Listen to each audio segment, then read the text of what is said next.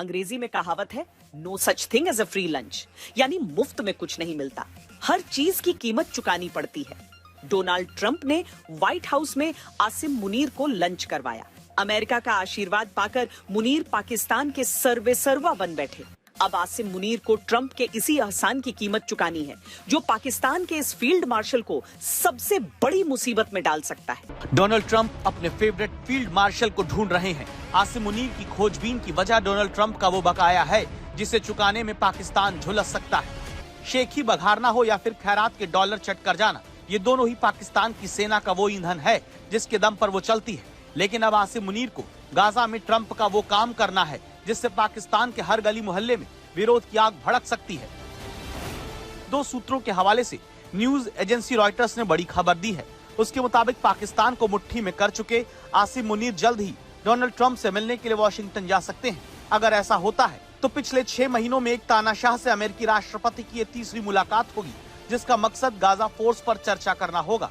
Donald Trump के 20 point Gaza plan के तहत मुस्लिम देशों की एक फोर्स बननी है जो इजरायली बमबारी से बर्बाद गाजा में तब तक रुकेगी जब तक वहां के हालात पटरी पर नहीं लौटते। इस गाजा फोर्स का एक बड़ा लक्ष्य गाजा में सक्रिय हमास से हथियार डलवाना भी होगा। मुनीर की मुश्किल ये कि इससे पाकिस्तान को फिलिस्तीन समर्थकों का गुस्सा झेलना पड़ सकता है। एक और बात यह है कि गाजा में शांति कब तक लौटेगी कोई नहीं जानता, यानी पाकिस्तान के हजारों सैनिकों को वहां पर लंबे वक्त तक तैनात रहना पड़ेगा। इससे पाकिस्तान में भी विरोध तेज होगा, क्योंकि गाजा में पाकिस्तान का जाना इजराइल को मान्यता देने के बराबर है, जो पाकिस्तान और उसके लोगों को कतई मंजूर नहीं। तो जिस इजराइल को पाकिस्तान शुरुआत से मान्यता नहीं देता, जिस इजराइल में पाकिस्तान के लोग पैर नहीं रख सकते, जिससे लेकर पाकिस्तान के पासपोर्ट पर लिखा है सिवाय इजराइल के सभी देशों के लिए वैध, उस इजराइल की मदद करने, हमास को निहत्था और कमजोर करने के लिए आसिम मुनीर पाकिस्तान की सेना गाजा भेजने जा रहे हैं, जो उनके लिए आसान नहीं होगा।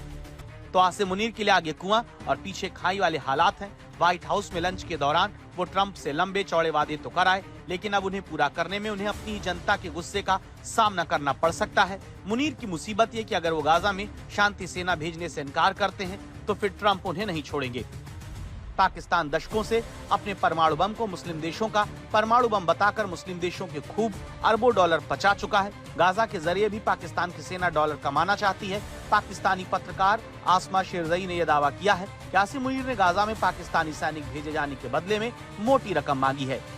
मुनीर चाहते हैं कि इजराइल उन्हें प्रति सैनिक 10,000 अमेरिकी डॉलर दे, वहीं नेतन्याहू सिर्फ 100 अमेरिकी डॉलर प्रति सैनिक देने को तैयार है। अक्टूबर महीने में आसिम मुनीर की मिस्र में मोसाद और CIA के अधिकारियों के साथ बैठक भी हो चुकी है, जिसमें मुनीर डॉलर के बदले में हमास से सारे हथियार छीनने के लिए तैयार हैं, भले ही इसके लिए पाकिस्तान के सैनिकों को हमास से लड़ना भी पड़े।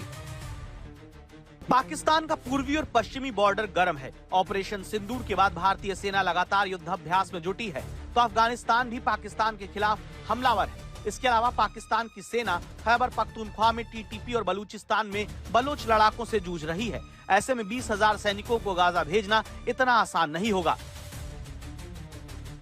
इस फैसले का पाकिस्तान की घरेलू राजनीति पर भी असर पड़ सकता है।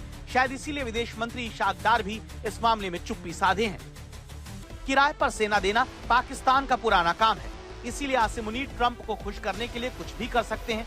इसे लेकर वो पिछले कुछ हफ्तों में इंडोनेशिया, मलेशिया, सऊदी अरब, तुर्की, जॉर्डन, मिस्र और कतर जैसे देशों के सैन्य अफसरों और नेताओं से मुलाकात कर चुके हैं। इस सारी कवायद का मकसद नफे नुकसान का हिसाब लगाना है, ताकि व्हाइट हाउस में आसिम मुनीर को डोनाल्ड ट्रंप के गुस्से का सामना न करना पड़े।